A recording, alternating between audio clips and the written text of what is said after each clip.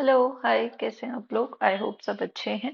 I welcome you all to our channel biology lounge, जहाँ पे आज हम बात करने वाले हैं अबाउट इकोलॉजिकल सक्सेशन। तो समझने की कोशिश करते हैं कि इकोलॉजिकल सक्सेशन क्या होता है, कैसे होता है, कैसे हम इसको अपने एनवायरनमेंट में अपने आसपास देखते हैं। देखते तो नहीं है, बट या देयर आर एविडेंसेस जो अगर आप रिलेट करने की कोशिश करोगे तो आप समझ पाओगे कि इकोलॉजिकल सक्सेशन क्या होता है। So let's start. सबसे पहले समझते हैं होता क्या है इन बुकिश लैंग्वेज। तो ecological succession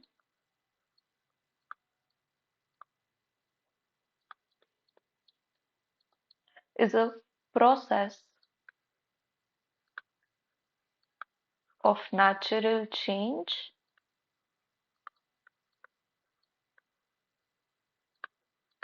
in the community structure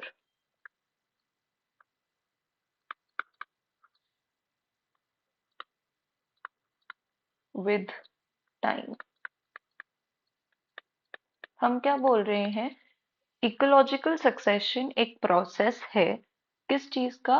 natural changes का, जो कहाँ हो रहे हैं? कम्युनिटी स्ट्रक्चर में with time. What do I mean by this community structure? Community structure से मेरा मतलब है biological species, basically their variety and abundance। जब मैं बोल रही हूँ कि इकोलॉजिकल सक्सेशन एक प्रोसेस है जिसमें चेंजेस हो रहे हैं कम्युनिटी स्ट्रक्चर में टाइम के साथ, तो कम्युनिटी स्ट्रक्चर से मैं क्या कहना चाहती हूँ? चेंजेस हो रहे हैं in the biological species. In what respect? Their variety and abundance की एक पर्टिकुलर टाइम पे उस एनवायरनमेंट में, उस एरिया में किस तरह की बायोलॉजिकल स्पीशीज रहती हैं और उनकी अबंडेंस कितनी है। यही जब ग्रेजुअली चेंज होता है तो इसे हम बोलते हैं इकोलॉजिकल सक्सेशन। ठीक है, हम क्या बोल रहे हैं कि जो ecological, let me take a different color. Yeah, so what are we trying to say? That ecological communities are very dynamic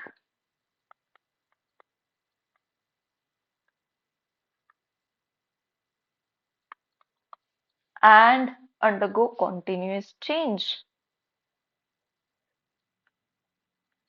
ecological communities जो है वो स्टैटिक स्ट्रक्चर्स नहीं है। ऐसा नहीं है कि वो एक बार जैसी बन गई वो सेम वैसी के वैसे ही रहेगी throughout. No, that is not true. They are very dynamic in nature. वो चेंज होती रहती हैं, दे आर नॉट स्टैटिक। और चेंज किस हिसाब से होती है?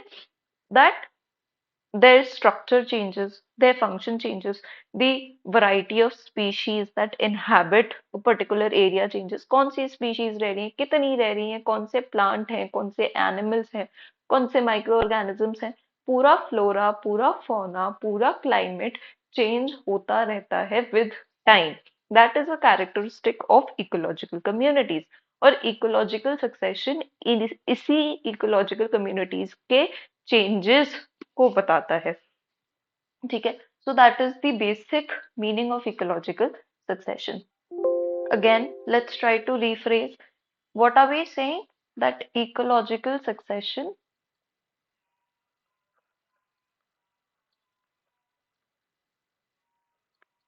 is a sequential process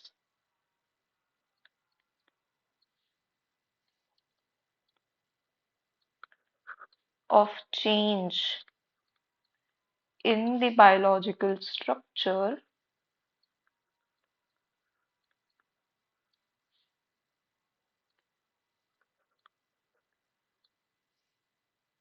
of a place। तो मैं आपको इतनी सारी अलग अलग डेफिनेशन इसलिए लिखवा रही हूँ क्योंकि हर एक डेफिनेशन में कोई ना कोई वर्ड ऐसा होता है which is very important for us to know. तो अगर हम सारी डेफिनेशंस पढ़ लेते हैं तो एक होल सेंस में उस टॉपिक को समझना हमारे लिए इजी हो जाता है, उसका कोई भी एस्पेक्ट हमसे छूटता नहीं है।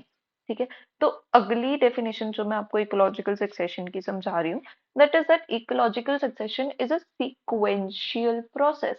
ऐसा नहीं, सीक्वेंशियल में क्यों बोल रही हूँ, ये जब हम अभी मैकेनिज्म ऑफ सक्सेशन समझेंगे तो आपको समझ में आएगा कि ऐसा नहीं है कि कुछ भी हो रहा है, नहीं। सक्सेशन एक बहुत ही सीक्वेंशियल प्रोसेस होता है, एक सीक्वेंस में चीजें होती हैं, तभी हम उसे बोलते हैं कि सक्सेशन हो रहा है। ठीक है, किसका? Change in the biological structure, यही मैंने आपको भी समझाया है कि कितनी बायोलॉजिकल स्पीशीज वहां रहती हैं, उनकी अबंडेंस कितनी है, उनका नेचर कैसा है, उसी में चेंज को हम क्या बोल रहे हैं? सक्सेशन बोल रहे हैं। Now let's talk about what is causing this change. कौन इकोसिस्टम को चेंज करवा रहा है या चेंज होने पे मजबूर कर रहा है? क्यों इकोसिस्टम बार बार चेंज हो ही जा रहा है? So let's talk about cause of ecosystem change. Ecosystem change हो रहा है because of the impact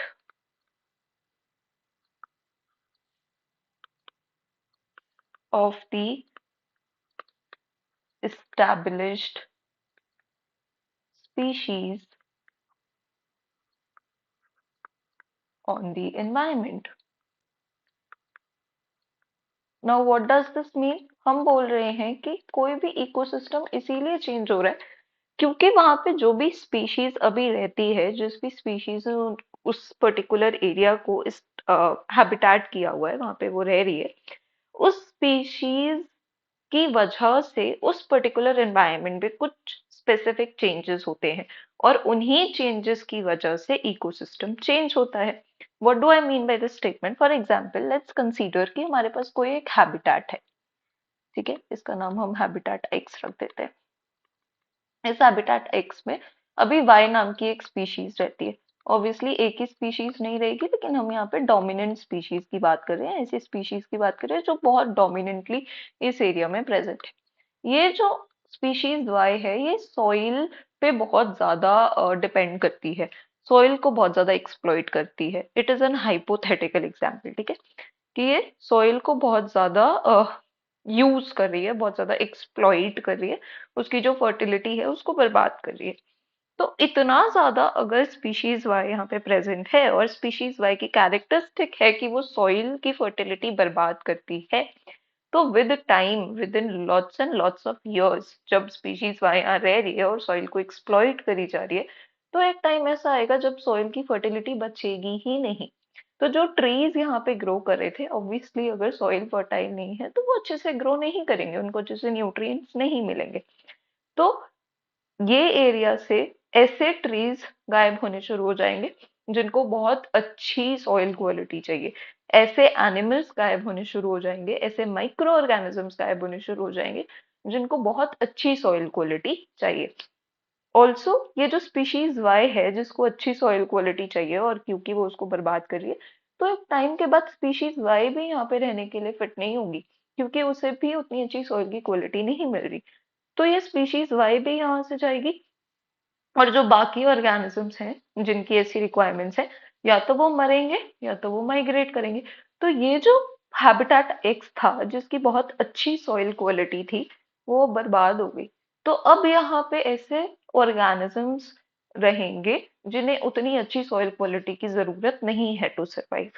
so because of an established species, उस एनवायरमेंट पे एक ऐसा इम्पैक्ट आया जिसकी वजह से उसका बायोलॉजिकल स्ट्रक्चर चेंज हो गया। सो दैट इज, मैं इसको एग्जैक्टली बायोलॉजिकल इकोलॉजिकल सक्सेशन नहीं बोलूंगी, but this is a stage of ecological succession. आप ये बोल सकते हो कि कोई एक स्पीशीज है, कोई एक काइंड ऑफ इंडिविजुअल्स हैं जो उस हैबिटेट में रह रहे हैं और वो उस एनवायरनमेंट पे ऐसा इम्पैक्ट डालते हैं जिसकी वजह से इकोसिस्टम को चेंज होना पड़ता है। So that is a part of ecological succession, not ecological succession in whole. मैं बार बार रिपीट कर रही हूँ, आई होप समझ आया। तो जैसे जैसे हमारा एनवायरनमेंट चेंज होगा, वैसे वैसे वहां पे रहने वाली स्पीशीज भी चेंज होंगी, वैसे वैसे वहां पे बायोलॉजिकल स्ट्रक्चर भी चेंज होगा। And finally these changes ultimately क्या होगा कि एनवायरनमेंट बार बार चेंज हो रहा है, एनवायरनमेंट चेंज हो रहा है तो स्पीशीज जो उसके अंदर रह रही है वो भी चेंज हो रही है। तो ये जो चेंजेस हैं होते रहेंगे, these changes will finally lead to a community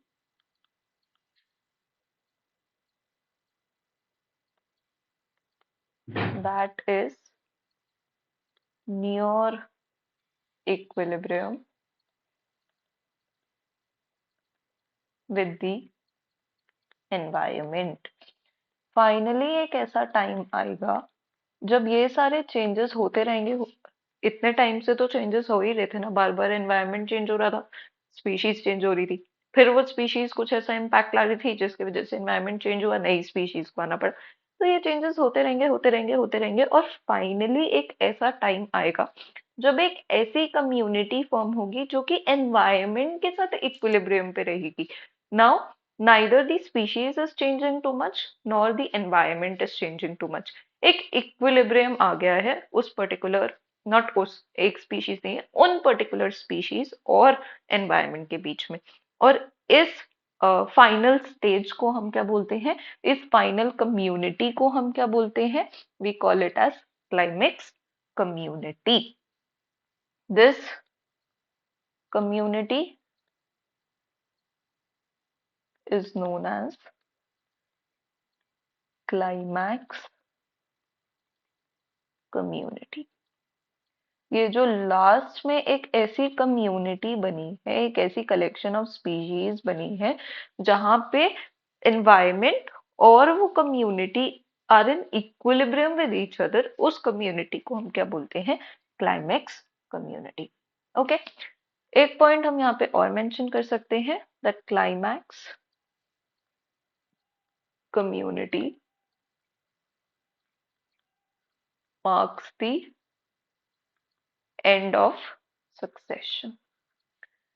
एक बार क्लाइमैक्स कम्युनिटी बन गई तो वो, उसकी कैरेक्टरिस्टिक ही ये है ना कि वो उस एनवायरनमेंट के साथ इक्विलिब्रियम पे रहेगी। मतलब बहुत ज्यादा कोई चेंजेस होंगे नहीं, और अगर चेंजेस ही नहीं हो रहे तो सक्सेशन नहीं हो रहा।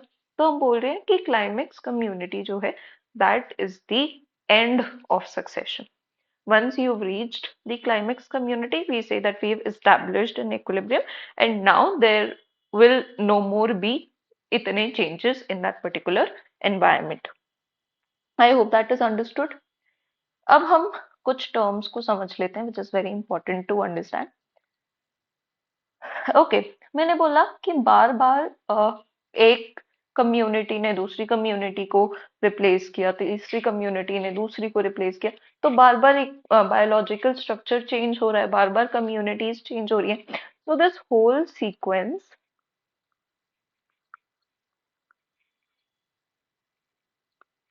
of communities that replace each other during succession are known as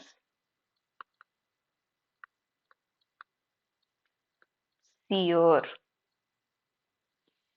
क्या बोल रहे हैं हम, ये जो कम्युनिटीज हैं, लेट्स से एक्स था, एक्स अभी रह रहा है, एक्स के बाद एक्स ने कुछ ऐसा एनवायरनमेंट पे इम्पैक्ट डाला, ये मैं कम्युनिटी की बात कर रही हूँ। कम्युनिटी आई होप सबको पता होगा, community is a collection of different species. तो एक्स कम्युनिटी है, अब एक्स के बाद यहाँ पे वाई आया, एक्स के बाद यहाँ पे कौन आया, लेट्स से वाई ने एक्स को रिप्लेस किया, वाई के बाद जेड आया, जेड ने इसको रिप्लेस किया, जेड के बाद फाइनली एक क्लाइमैक्स कम्युनिटी बन गई ए, which is an equilibrium with the environment. तो ये जो सारी कम्युनिटीज हैं जो एक के बाद एक के बाद एक दूसरे को रिप्लेस करे जा रही हैं, इनको हम क्या बोलते हैं, that these are the seres of the ecological succession. या तो आप सीयर बोल सकते हो, या फिर आप इनको सीरियल कम्युनिटीज बोल सकते हो, या फिर आप इनको सीरियल स्टेजेस बोल सकते हो।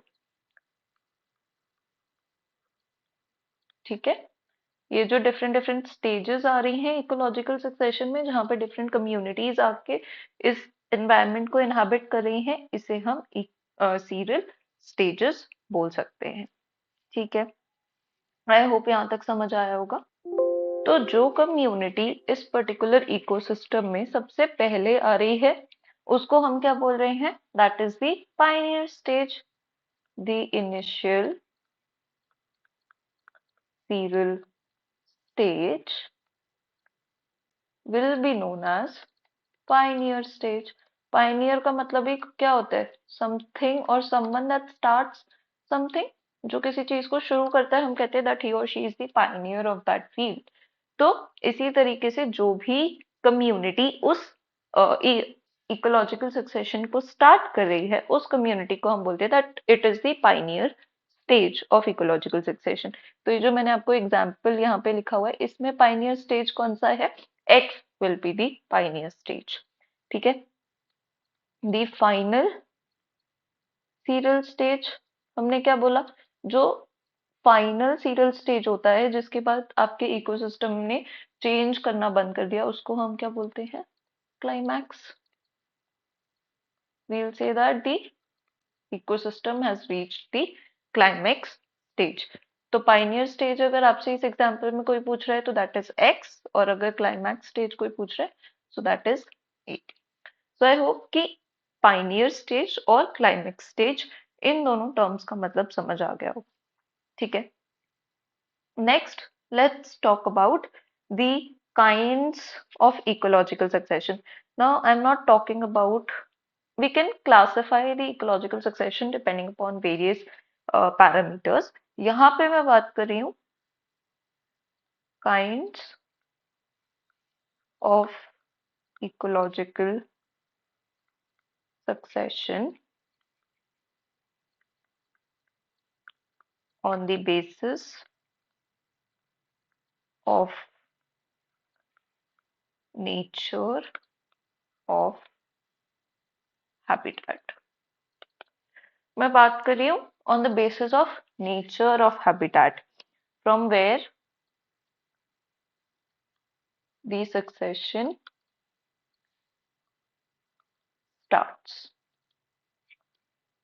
What does this mean?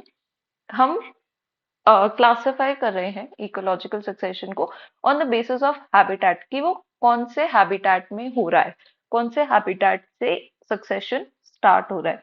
तो इसके बेसिस पे दो तरीके के होते हैं। First is hydrarch succession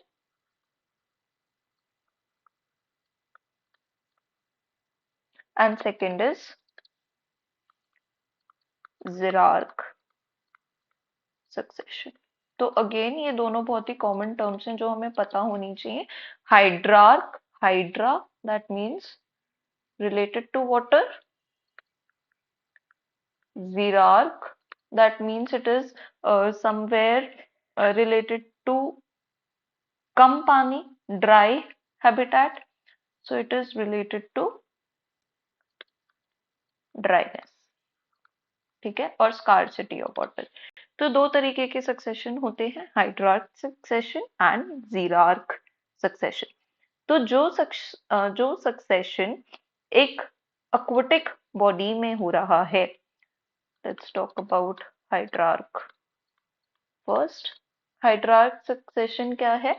the succession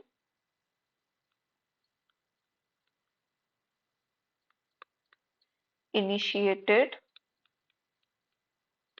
with the establishment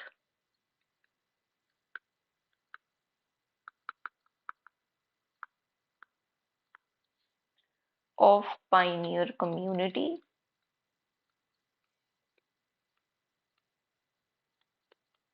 in an aquatic body is called hydrarch succession. हमने क्या बोला? एक ऐसा सक्सेशन जिसमें पाइनियर कम्युनिटी कौन सी होती है? सबसे पहली कम्युनिटी जो है वो कहाँ बन रही है? किसी एक्वाटिक बॉडी में बन रही है, किसी वाटर बॉडी में बन रही है। ऐसे सक्सेशन को हम क्या बोलते हैं? हाइड्रार्क सक्सेशन। और हाइड्रार्क सक्सेशन की जो सीरियल स्टेजेस होती हैं उन्हें हम बोलते हैं hydrosere. Serial stages of hydrarch succession are known as hydroseer। ठीक है, seer का मतलब हमें पता है और hydro is related to water। So that is how we can break the words। हम words को तोड़ तोड़ के उन्हें समझ सकते हैं। Hydroseer, that means the seer stages of hydrarch succession। Cool। इसके बाद नेक्स्ट हम पढ़ लेते हैं अबाउट जीरार्क सक्सेशन। तो जीरार्क सक्सेशन क्या है? The succession initiated with the establishment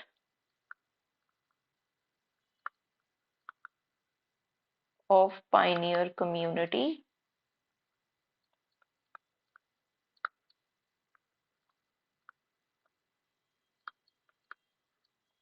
in dry land or on rocks will be known as xerarch succession. जहां पे पानी की कमी है ऐसे लैंड में या फिर रॉक्स पे जो सक्सेशन होता है उसको हम जीरार्क सक्सेशन बोलते हैं। और जो इसकी सीरियल स्टेजेस होंगी, serial stages of xerarch succession, they will be known as zero seer। Obviously, zero related to Xerarch and seer is serial stages. So that is how we classify the ecological succession on the basis of कहाँ से किस तरह के habitat से वो start हो रहा है। अगर वो किसी ऐसे हैबिटेट से स्टार्ट हो रहा है जहाँ पे बहुत पानी है, अच्छा खासा पानी है, तो उसे हाइड्रार्क सक्सेशन बोलते हैं। और अगर वो ऐसी जगह से स्टार्ट हो रहा है जहाँ पे बहुत ज्यादा पानी नहीं है, जो एक ड्राई इन्वायरमेंट है, ड्राई लैंड है या फिर रॉक्स हैं, तो हम उसे जीरार्क सक्सेशन बोल देते हैं। So they are the two types of succession on the basis of type of habitat. Now let's talk about another classification of ecological succession। So ecological succession, again, it can be of two types. It can be primary and it can be secondary। अब हम एक एक करके इसको समझते हैं कि primary ecological succession क्या होता है और सेकेंडरी इकोलॉजिकल सक्सेशन क्या होता है, because this is something which is very very important. तो सबसे पहले हम बात करते हैं about primary ecological succession. Primary का मतलब क्या होता है? Primary is something which is very first, primary, पहले। ठीक है, तो प्राइमरी इकोलॉजिकल सक्सेशन कौन सा होता है? जो किसी ऐसी साइट पे होता है जो पहली बार कॉलोनाइज की गई है, इससे पहले वहां पे कभी कोई लाइफ नहीं थी। It is a newly exposed area. ठीक है, तो इसकी डेफिनेशन में भी हम यही बोलेंगे that it is the succession on a newly exposed site that was not previously occupied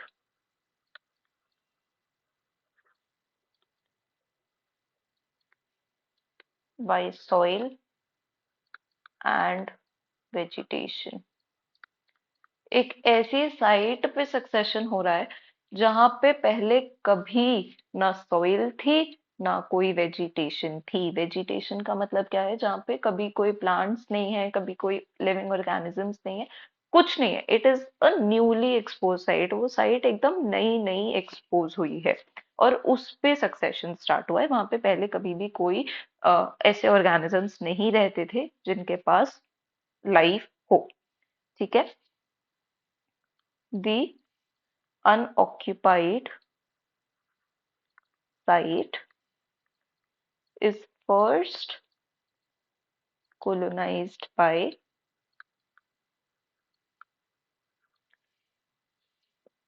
some microbes, lichens and mosses। तो पाइनियर स्पीशीज कौन हो गई? कुछ माइक्रोब्स, कुछ लाइकेंस और कुछ मॉसेस। इससे पहले उस साइट पे कभी कोई लिविंग ऑर्गेनिज्म नहीं रहा।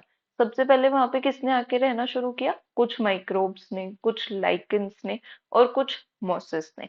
Once they started inhabiting that area, तो पहले माइक्रोब्स आए, लाइकेंस आए, मॉसेस आए, उसके बाद कोई और स्पीशीज आई, उसके बाद कोई और species I. So that is how the serial stages changed and finally that newly expose lifeless area, एक ऐसा एरिया जो पहले कभी इनहैबिट नहीं किया गया था, वहां पे एक ऐसी मतलब प्रॉपर कम्युनिटी बन गई जिसमें बहुत सारे प्लांट्स हैं, बहुत सारे एनिमल्स हैं, बहुत सारे माइक्रोब्स हैं, हर कोई है। ठीक है, तो वो स्टार्ट हुआ एक बिल्कुल न्यूली एक्सपोज साइट से जिसमें कभी कोई लिविंग ऑर्गेनिज्म नहीं रहा, और वो एंड हुआ एक ऐसी क्लाइमेक्स कम्युनिटी पे जहाँ पे बहुत सारे डिफरेंट टाइप ऑफ ऑर्गेनिजम्स एक साथ रह रहे हैं। सो that is primary ecological succession. अच्छा, हम ये बोल रहे हैं कि प्राइमरी इकोलॉजिकल सक्सेशन एक ऐसी साइट पे हो रहा है जो बिल्कुल नई नई बनी है। तो ऐसी साइट्स कब और कैसे बन सकती हैं? सच हैबिtats are formed due to volcanism, volcano फटा और एक ऐसा रॉक पैदा हुआ जो ऑब्वियसली से पहले एग्जिस्ट ही नहीं कर रहा था, तो फिर वो लाइफ कहाँ से दिखेगा? So it's a new rock, volcanism. और ग्लेशिएशन, ग्लेशियर्स की वजह से, ग्लेशियर्स के पिघलने की वजह से कोई एक ऐसी नई एरिया पैदा हुई, एक ऐसी नई साइट पैदा हुई जहां पे पहले कभी कोई लिविंग ऑर्गेनिज्म नहीं रहा। तो यहाँ पे जब सक्सेशन स्टार्ट होगा उसे हम बोलेंगे primary ecological succession.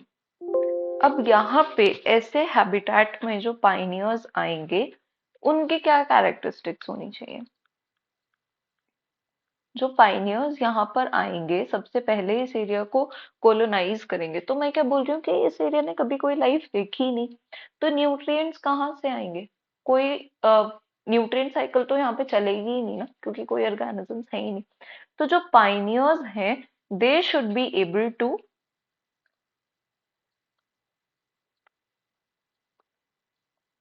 survive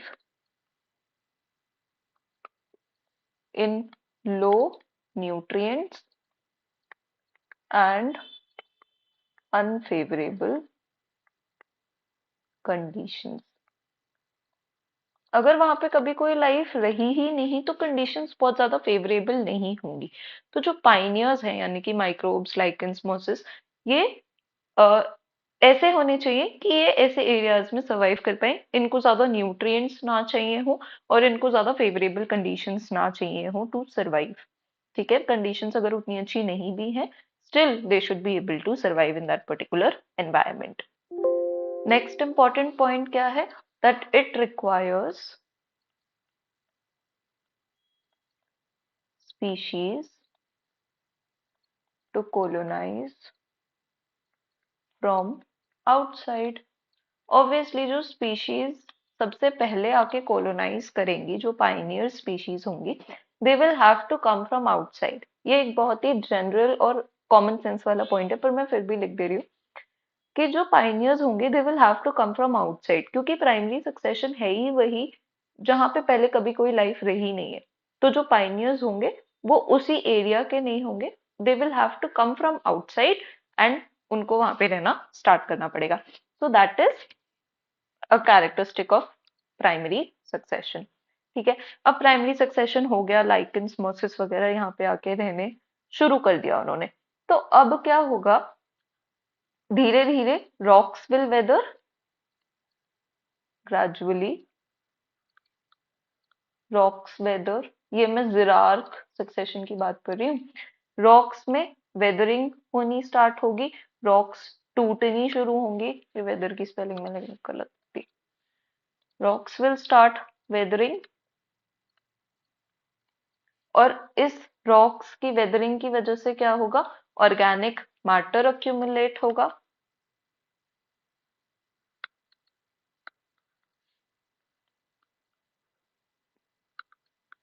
also because of the species that are living, lichens हैं, मॉसेस हैं, वो जब मरेंगे तो ऑर्गेनिक मैटर इकट्ठा होएगा, so accumulation of organic matter will take place. Because of all this soil will develop। अगर वो कोई ऐसा भी रीजन है जहां पे सॉइल भी नहीं है, तो रॉक्स होंगी, रॉक पे अगर हो रहा है आपका सक्सेशन, तो रॉक वेदर करना स्टार्ट करेगी। वहां पे जो लिविंग ऑर्गेनिजम्स आए हैं, जो पाइनियर स्पीशीज आए हैं, वो मरेंगे, उनका ऑर्गेनिक मैटर इकट्ठा होगा। All of this will lead to formation of soil. ठीक है, सॉइल बनेगी। अब जो सॉइल वाले माइक्रोब्स हैं वो आके रह सकते हैं। That is how different serial stages come into play, and finally a climax community is achieved. ठीक है, last point, primary succession is very slow. Primary succession बहुत स्लो होता है, और उसको बहुत स्लो होना भी पड़ेगा, उसके पास और कोई ऑप्शन है नहीं। क्यों उसको स्लो होना पड़ेगा? क्योंकि वो एक नया हैबिटेट है, वहां पे कभी कोई नहीं रहा, the conditions are very unfavourable, so it is very slow. जो कॉलोनिस्ट हैं, जो पाइनियर्स हैं, will have to transform the environment। उनको एनवायरमेंट को ट्रांसफॉर्म करना पड़ेगा, such that other species can be established। उन्हें एनवायरमेंट को दूसरे स्पीशीज के रहने लायक बनाना पड़ेगा, क्योंकि उन लोगों ने तो इतने अनफेवरेबल कंडीशंस में रह लिया, they survived, but other species might not be able to. इसीलिए जो कॉलोनिस्ट हैं, जो पाइनियर स्पीशीज हैं, उन्हें उस एनवायरमेंट को, उस एरिया को, उस हैबिटेट को इतना फेवरेबल बनाना पड़ेगा, so that the next serial so that the next year or the next serial stage can come and colonize that particular environment. That is primary succession. I hope you've understood. So next we'll talk about secondary ecological succession.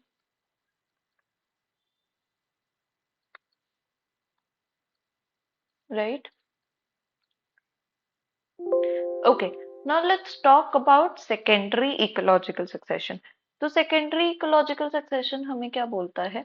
It is type of a succession in which initially a pre-existing community was present। कोई ना कोई community वहां पे already present थी। अब क्या हुआ? It got destroyed due to some natural disturbances. कोई भी नेचुरल फिनोमेना ऐसा हुआ जिसकी वजह से वो जो प्री एग्जिस्टिंग कम्युनिटी थी, जो उस एरिया में एग्जिस्ट कर रही थी, वो खराब हो गई। अब ये नेचुरल डिस्टर्बेंसेस क्या हो सकते हैं? कुछ भी हो सकता है। फ्लड हो सकता है, फायर हो सकता है, वोल्केनिक इरप्शन भी हो सकता है, कुछ भी, जिसकी वजह से जो भी प्री एग्जिस्टिंग पॉपुलेशन थी, जो जहां वहां पे रह रही थी, वो पूरी तरीके से डिस्ट्रॉयड होगी। ठीक है, अब क्या होगा? इस एरिया में जो सक्सेशन होगा, इससे हम बोलते हैं सेकेंडरी इकोलॉजिकल सक्सेशन। ठीक है, तो हम क्या बोल सकते हैं? The succession at such a site is known as secondary ecological succession। ठीक, एक ऐसी साइट पे सक्सेशन हो रहा है जहां पे ऑलरेडी एक कम्युनिटी रहती थी, लेकिन वो कम्युनिटी बर्बाद होगी due to any natural disturbance. So now they have to start again, उन्हें शुरू से शुरू करना पड़ेगा। और ऐसे सक्सेशन को हम बोलते हैं सेकेंडरी इकोलॉजिकल सक्सेशन। ओके, इसको हम समझते हैं एक कंडीशन, एक एग्जाम्पल के साथ। फॉर एग्जाम्पल मैं बोलूं, a forest got destroyed due to forest fire. कोई एक फॉरेस्ट था, फॉरेस्ट है, फॉरेस्ट खुद में एक क्लाइमेक्स कम्युनिटी होता है। दैट मीन्स एक बढ़िया क्लाइमेक्स कम्युनिटी उस फॉरेस्ट के रूप में वहां पे बनी हुई थी, उस हैबिटेट में। वहां पे फायर लगी, और वो फायर इतनी भयंकर थी कि सारे जहाँ वहां पे जो भी वेजिटेशन थी, जो भी फ्लोरा था, फौना था, बायोटा था, सब बर्बाद हो गया। It got destroyed completely. तो अब इस एरिया में जो सक्सेशन स्टार्ट होगा, फिर से वहां पे कुछ ना कुछ, कोई ना कोई आके रहेगा तो सही ना, उसको छोड़ तो नहीं देंगे। तो अब जो डिफरेंस आएगा इन the biological structure of that particular forest जो पहले था, इसको हम क्या बोल रहे हैं? It is secondary ecological succession. और यहाँ पे जरूरी नहीं है कि पाइनियर्स जो होंगे वो माइक्रोब्स, लाइकन्स और मॉसेस होंगे। नहीं, क्योंकि सॉइल तो है ना, और फायर लगी है तो बल्कि और भी फर्टाइल होगी होगी। तो क्या होगा, यहाँ पे जो पाइनियर्स होंगे, दे मे बी हर्ब्स। इस कंडीशन में जब वहां पे फॉरेस्ट फायर लग गई, इसके बाद जो सबसे पहले इस एरिया को कॉलोनाइज करने आएंगे, they may very well be herbs. Herbs से शुरू होगा succession. So that is the difference between primary and secondary succession. Secondary succession may not always start with microbes, lichens and mosses.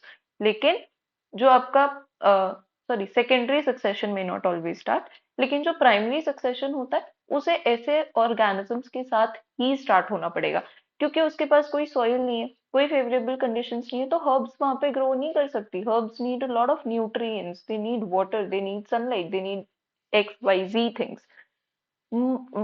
Lichens and your microbes, they might not need all of these things, they might survive come nutrients में भी। तो वो primary succession के Pioneers होते हैं। I hope you understand the difference between the two. So let's move ahead. अब हमने क्या बोला कि प्राइमरी सक्सेशन की जब हम बात कर रहे थे, तो हमने बोला था कि वहां पे कोई सॉइल प्रेजेंट नहीं है, वेदरिंग ऑफ रॉक्स की वजह से, अक्यूमुलेशन ऑफ ऑर्गेनिक मैटर की वजह से वहां पे सॉइल बन रही थी। लेकिन यहाँ पे सेकेंडरी सक्सेशन में soil is already present, right? So it starts with well developed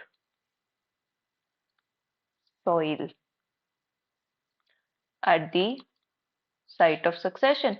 जहां पे सक्सेशन होना है वहां पे अच्छी खासी सॉइल ऑलरेडी प्रेजेंट होती है, इसीलिए it is relatively faster.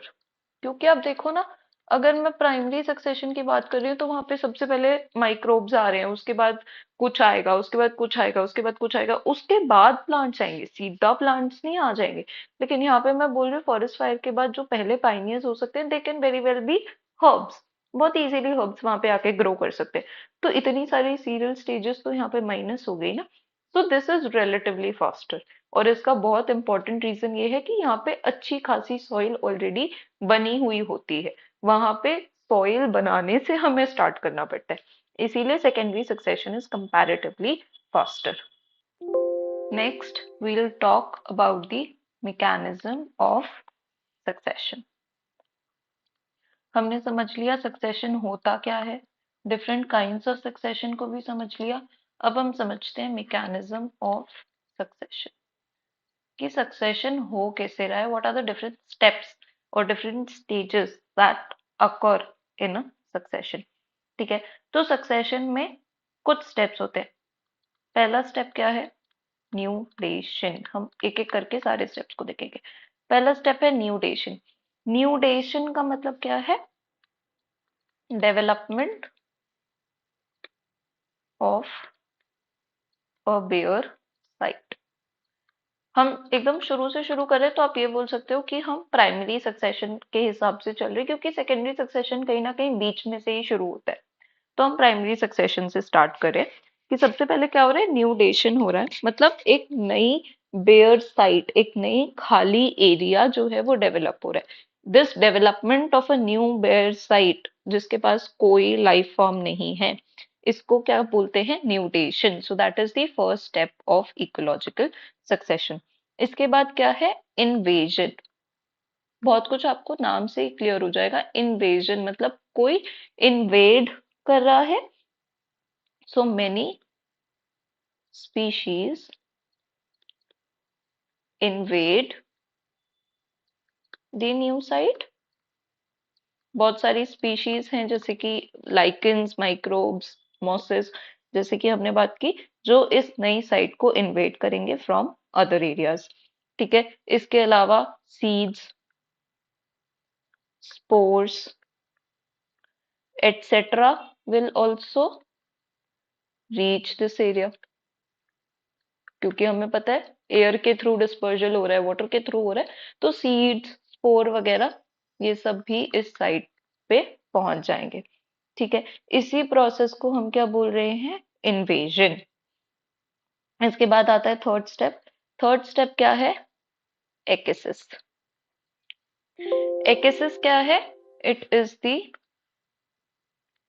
Growth, या फिर ग्रोथ की बजाय आप लिख सकते हो सक्सेसफुल establishment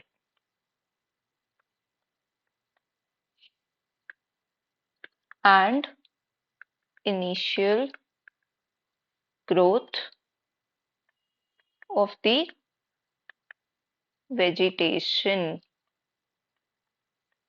with adjustment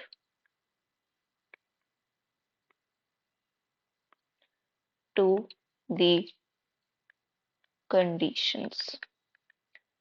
जो भी कंडीशंस हैं, जो ऑब्वियसली बहुत ज्यादा फेवरेबल नहीं होने वाली, उन सब कंडीशंस के साथ एडजस्ट करके एक स्पीशीज का इस्टेब्लिश होना और वहां पे ग्रो करना, इसको हम क्या बोलते हैं, एकिसिस।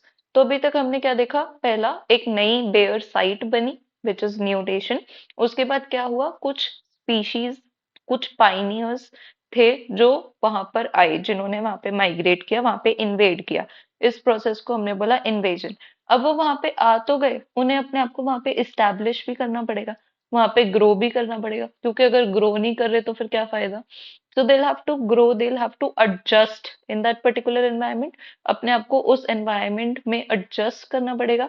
इस प्रोसेस को हम क्या बोल रहे हैं, एकिसिस। नेक्स्ट स्टेप क्या आएगा आफ्टर एकिसिस।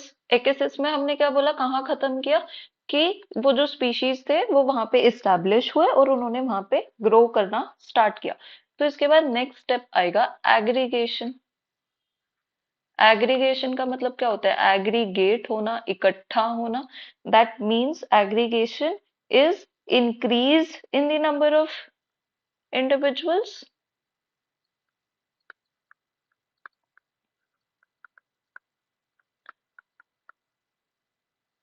Of the species. जो भी इन्वेडर्स थे, जो भी पाइनियर्स थे, अब क्या हुआ, एकिसिस में उन्होंने ग्रो करना स्टार्ट किया। Next is aggregation. अब वो जो इन्वेडर्स थे वो रिप्रोड्यूस करेंगे और वो अपने नंबर को इंक्रीज करेंगे, वो एग्रीगेट करेंगे। तो एकिसिस में जितने नंबर ऑफ इंडिविजुअल्स थे उससे ज्यादा नंबर ऑफ इंडिविजुअल्स होंगे at this particular stage, at aggregation stage. अब क्या हुआ, एग्रीगेशन हो गई, तो इसके बाद नेक्स्ट क्या होगा, दैट इज कंपटीशन। हमें पता है अगर इतने सारे स्पीशीज रह रहे हैं, अपने नंबर ऑफ इंडिविजुअल्स को इंक्रीज कर रहे हैं, तो कंपटीशन तो होगा ही ना, both inter and intra specific.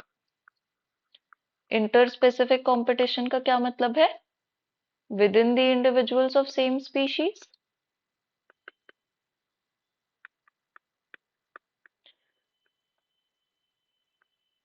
हाँ, इंटर है तो डिफरेंट हो जाएगा, इंडिविजुअल्स ऑफ डिफरेंट स्पीशीज, और इंट्रा मतलब क्या होता है, विद इन द स्पीशीज। तो जो एक स्पीशीज के इंडिविजुअल्स हैं वो भी आपस में लड़ेंगे, और एक स्पीशीज दूसरे स्पीशीज से भी लड़ेगी, तो कंपटीशन होना शुरू हो जाएगा। अब कंपटीशन किन वजहों से, किन चीजों के लिए होता है? Competition is for basic requirements like nutrients, space, light, water, carbon dioxide, oxygen, इन्हीं सब चीजों के लिए कंपटीशन होना शुरू हो जाएगा। ऑब्वियस ही चीज है ये तो, अगर वहां पे इतने सारे लोग रह रहे हैं मिलके तो फिर लड़ेंगे भी तो सही ना। दो बर्तन साथ रह रहे तो खटकेंगे तो सही। सो दैट इज कंपटीशन, और द फिफ्थ स्टेज और स्टेप ऑफ सक्सेशन। इसके बाद नेक्स्ट आता है रिएक्शन। रिएक्शन किसका? एनवायरमेंट का। किस पे? जो स्पीशीज वहां पे एग्जिस्ट कर रही है। We go back to the introduction of ecological succession, जहां पे मैंने आपको समझाया था कि जो स्पीशीज वहां रह रही है वो एनवायरमेंट को चेंज करेंगी, तो दैट इज रिएक्शन। रिएक्शन किसका निकल रहा है? एनवायरमेंट का। किस पे? Because of the species which are living in that area. So reaction is the modification of the environment due to the organisms living। जो भी organisms वहां पे रह रहे हैं उनकी वजह से जो environment पे reaction, environment का modification हो रहा है, उसे हम बोल रहे हैं reaction। ठीक है।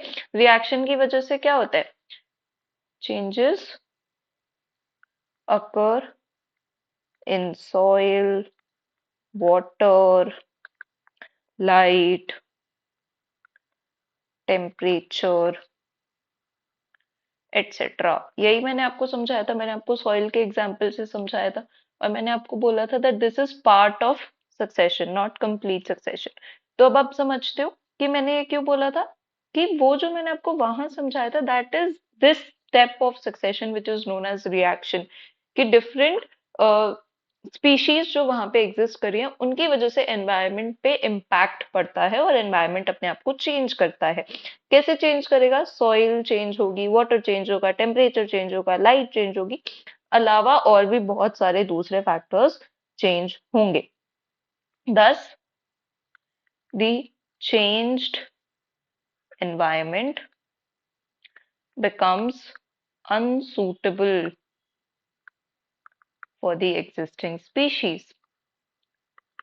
यही हमने वहां देखा था कि वाई जो था, वाई की वजह से वहां पे एनवायरनमेंट चेंज हुआ, बट इवेंचुअली वाई को भी वहां से जाना पड़ा, क्योंकि now that particular habitat was not suitable for Y. तो वही यहाँ पे हो रहा है कि जो चेंजेस हो रहे हैं उस एनवायरनमेंट में because of the existing species, उन्होंने उसे इतना चेंज कर दिया है कि अब उस पर्टिकुलर स्पीशीज के लिए भी वो एनवायरनमेंट ठीक नहीं है। तो क्या होगा? दस it is replaced by another community। इसीलिए क्या होगा? इवेंचुअली एक दूसरी कम्युनिटी आएगी और एग्जिस्टिंग कम्युनिटी को रिप्लेस कर देगी, कि भैया ये एनवायरनमेंट आपके लिए सही नहीं है तो आप यहाँ से निकलिए, यहाँ पे अब मैं रहूंगा, this environment is very ideal for me, मेरे लिए ये एनवायरनमेंट मस्त है। इस अनदर कम्युनिटी को मैं और क्या बोल सकती हूँ? Next serial stage. ठीक है। So this is how the serial stages will change. The last stage of succession is now known as stabilization or climax। हमने क्या बोला? और ये सिर्फ एक बार नहीं होगा, ये जो मैंने रिएक्शन बोला है, this will be a continuous process. बार बार एक स्पीशीज आएगी, एनवायरनमेंट को चेंज करेगी, एनवायरनमेंट उसके लिए अनसूटेबल हो गया, वो बोलेगा कि आप निकलो यहाँ से और नेक्स्ट कम्युनिटी को आने दो, नेक्स्ट सीरियल स्टेज को आने दो। So this will keep on going. कब तक? जब तक एक स्टेज ऑफ स्टेबलाइजेशन नहीं आ जाता, जब तक क्लाइमैक्स नहीं आ जाता। तो हम क्या बोल रहे हैं, that the process of succession leads to stabilization of the vegetation, which is in equilibrium with the environment. अब जो कम्युनिटी बनी है, अब जो वेजिटेशन बनी है, वो एनवायरनमेंट के साथ इक्विलिब्रियम में है। एनवायरनमेंट भी खुश है और वो पर्टिकुलर कम्युनिटी भी खुश है। ठीक है, अब अगर सब खुश हैं तो फिर कुछ चेंज होगा ही क्यों? So this stage is likely to exist until some natural disturbance occur। जब तक यहाँ पे कोई डिस्टरबेंस नहीं आ रही तब तक एनवायरनमेंट भी खुश है, तब तक वो क्लाइमेक्स कम्युनिटी भी खुश है। दस everybody will live in harmony और कोई और चेंज अब इस एनवायरनमेंट में फिलहाल नहीं आएगा। ठीक है, द फाइनल कम्युनिटी, अगर चेंज नहीं आएगा तो मैं ये बोल सकती हूँ दैट द फाइनल कम्युनिटी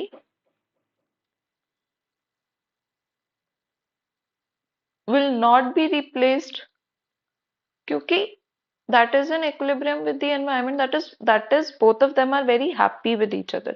तो किसी को जाने की जरूरत है नहीं। तो जो ये फाइनल कम्युनिटी है ये रिप्लेस नहीं की जाएगी and it is known as climax community. जैसा कि हम ऑलरेडी बात कर चुके हैं कि ये जो फाइनल कम्युनिटी है जो इक्विलिब्रियम में एग्जिस्ट कर रही है उसको हम बोलेंगे climax community and this stage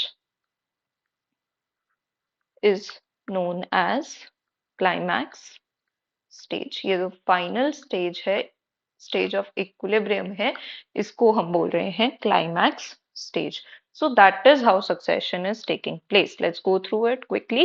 सबसे पहले क्या हुआ, एक नई बेयर साइट बनी जिसको हम न्यूडेशन बोल रहे हैं, जहां पे सक्सेशन स्टार्ट होगा।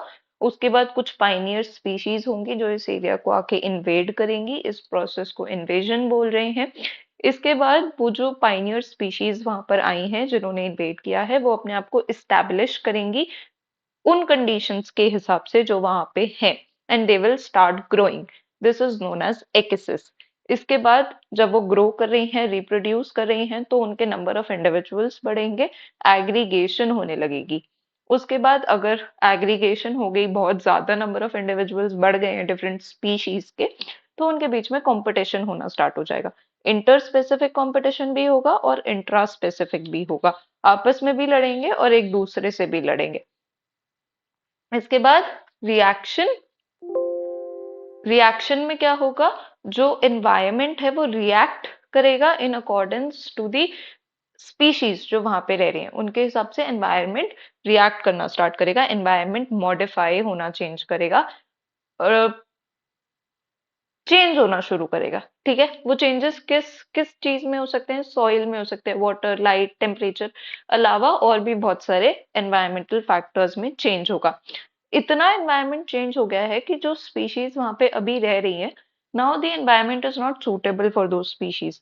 तो ये जो एग्जिस्टिंग स्पीशीज थी, they will now leave that environment और नेक्स्ट सीरियल स्टेज यानी कि नेक्स्ट कम्युनिटी जिसके लिए ये एनवायरनमेंट अब परफेक्ट है वो आके यहाँ पे रहेगा। This will keep on going. कब तक, जब तक एक स्टेट ऑफ स्टेबलाइजेशन नहीं बन जाती, एक ऐसी स्टेज नहीं बन जाती जहां पे the community is in equilibrium with the environment. दोनों आपस में इक्विलिब्रियम में हैं, दोनों आपस में खुश हैं, इसीलिए अब ये जो फाइनल कम्युनिटी है that is not going to be replaced. कोई और कम्युनिटी अब यहाँ पर नहीं आएगी।